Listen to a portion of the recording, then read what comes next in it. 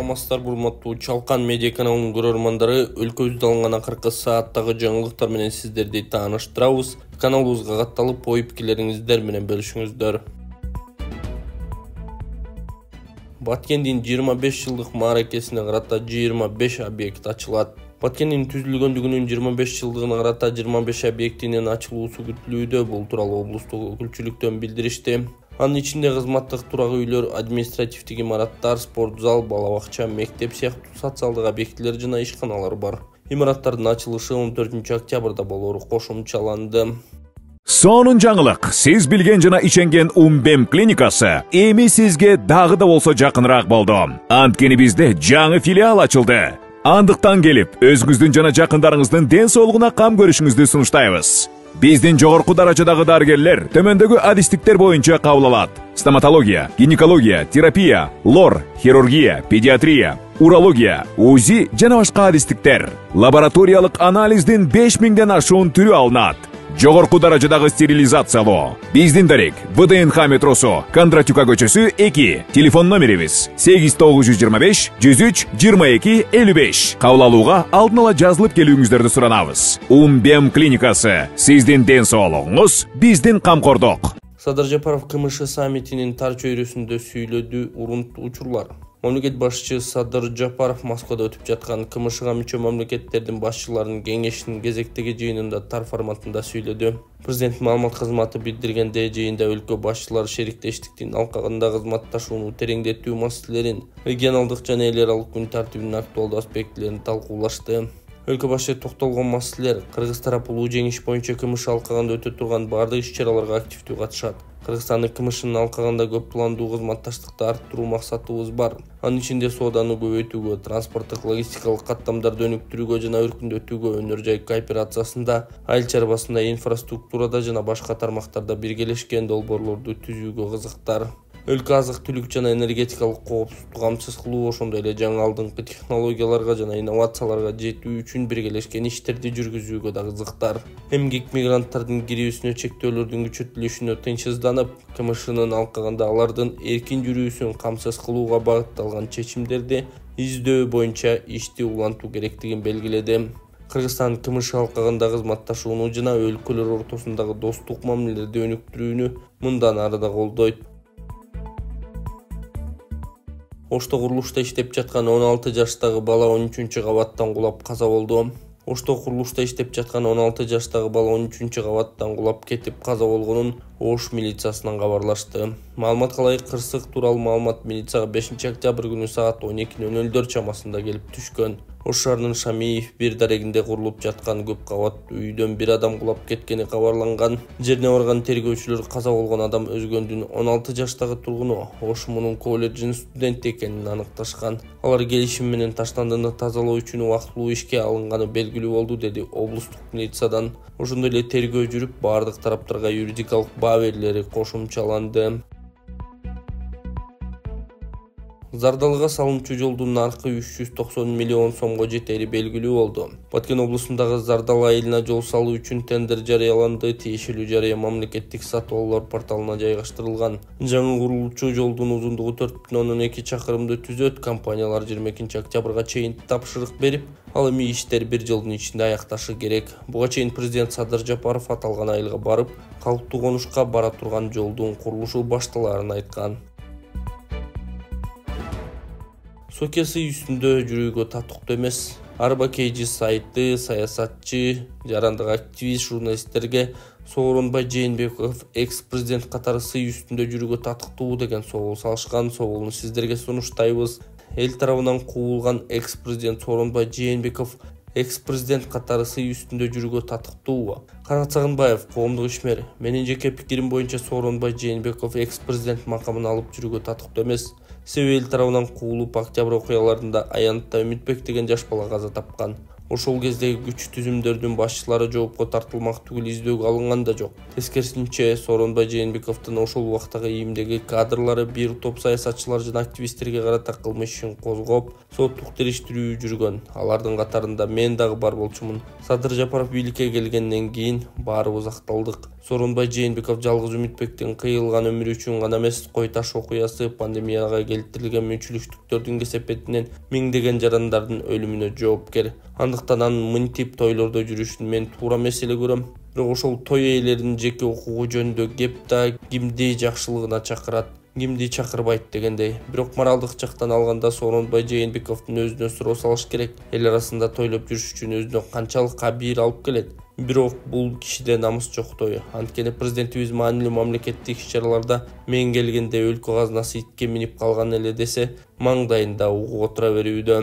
Назгүл Мамытова журналист. Сооронбай Жээнбековдон экс-президент макамын алыш керек. Ал мөөнөттүн аягына жетпей эл тарабынан куулуп кеткен. Экс-президент катары иш-чараларда катышып жүрүүдөн өзү деле уялышы керек. Өзүн президент кылган досун каматып өмүр бою саткына талып калган эле ага чоң жаза эмеспи? Мейли мамлекеттик иш-чара же коомчулуктагы иш-чара болсун, андай жерлерге эзели барбашы керек. Сый үстүндө жүрүүгө татыктуу эмес, бетине чиркөө тагылган адама бир алдында укугу чектелүү, буттары тушалуу, үйүнүн короосундагы мал жандыктары менен алып урушуп, өмүр бою көчөгө эл алдында чыкпасын. Мээрбек Мискенбаев, экс-депутат. Сооронбай Жээнбековдун эң жакын тууганы менен 2 күн мурун жолугуп калдым. Анан Сооронбай экебиз президент болуп турганда биздин сөзүбүздү угуп, көйгөйлөрүбүздү чечмей тургай кабыл алуучу да эмес, азыр бизди шерменде кылып бүтмөй болду. Ал кишини көрөйүн деген бир да тууганыбыз жок. Той ашка чакырылбаса деле келип алып, тойдун ээсин уятка калтырып жатат. Микрофонго чакырылбаса да чыгып алып, ойду тоону сүйлөп баштайт. Келген эл гыжырданып, сөздүн ортосунан ууду жаратып, акыры микрофонду колуна алганга чейин барышат. Бизди шерменде кылып бүттү деп ыйламсырады. Жаңы аябай ачыган окшойт. Сокени экс-президент деген макамын алып салыш керек, татыктуу деле эмес. Эми караңыз, Кой таш окуясы боюнча соттук иш туңгуюкка такталып отурат. Анткени негизги күнөөлүү адамдар Сооронбай Жээнбеков жана анын коркок генералдары да. Алар сотко күбө катары келмейинче, сурак бермейинче Кой таш окуясы туңгуюктан чыкпайт жана канча жыл болсо да созулуп кете берет. Бирок эртелгеч аягына чыгат. Шариман Шарипович түрбөгө отурат деп жазган Арба Кейжи сайты.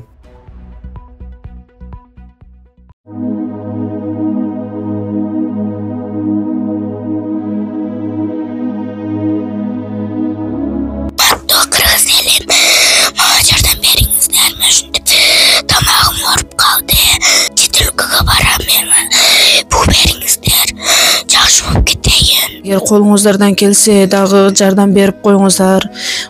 Өтө оор шарттабыз. Азыр дадам кысылып, тезирээк барып операция кылдырышыбыз керек. Чет өлкөгө $45,000 сурап атат. Чет өлкөгө апарыш үчүн ол каражат бизде жок. Эгер колуңуздардан келсе жардам берип коюңуздар. Сиздерден сураныч. Диагнозу голосовой гортани деп чыккан. Тамагыда бул сүйлөй турган голосойдо. Ушул өскөндө сүйлөй албай калат. 1 метр жерге да ушу угулбай калат. Бир ан жерде калып кетеби деп коркомун. Үнү да чыкпайт. Мектепке барса балдар камсытат, сен сакоосуң, жакшы сүйлөй албайсың деп. Ошо кызым элдин арасына кошулуп, кыз болуп кетиш үчүн жардам берип коюңуздар. Өтө суранам сиздерден. $45,000 керек чет өлкөгө апарганы. Үй жайларыбызга эч нерсебиз калбады. Сиздерден сураныш, жардам берип коюңуздар.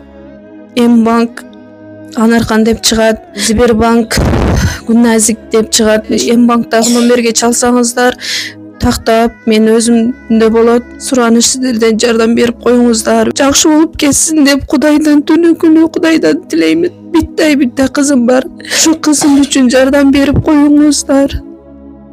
Ири чагымга учураткан Аскат Абылаевдин эмнеге кармалганы белгилүү болду. Кыргызстан улуттук электр тармагынын жетекчисинин орун басары Аскат Абылаевдин кылмыш иши боюнча чыгымдын суммасы 25.128.900 сомду түздү. Бул тууралуу ИИМден билдиришти. Маалым болгондой, тергөөчүлөр компаниянын жетекчилиги электр энергиясынын керектүү системаларынын тетиктерин мамлекеттик сатып алууда анык бир тараптын кызыкчылыгын көздөгөнү аныкталган. Факт боюнча коммерциялык же башка уюмдардын кызматкерлери тарабынан кызмат абалынын кыянаттык менен пайдалануу беренеси менен кылмыш иши козголуп, учурда тергөө жүрүп жатат деп айтылат маалыматта. Кыргызстан улуттук электр тармагынын жетекчисинин орун басары Аскат Абылаевдин кармалганы 7 октябрда белгилүү болду. Соттун чечими менен ал 2 октябрга чейин убактылуу кармоочу жайда болот. Жогорку соттун төрагасы Замирбек Базарбеков силерди кармаганы жатат, качып кеткиле дебейм да. Жогорку кеңештин профилдик комитетинин жыйынында жогорку соттун төрагасы Замирбек Базарбеков жаш судьялар чугулгандуу иштерге аралашып жатат. Андыктан биз сот тармагында тазалоо жүргүзүүдөбүз деди.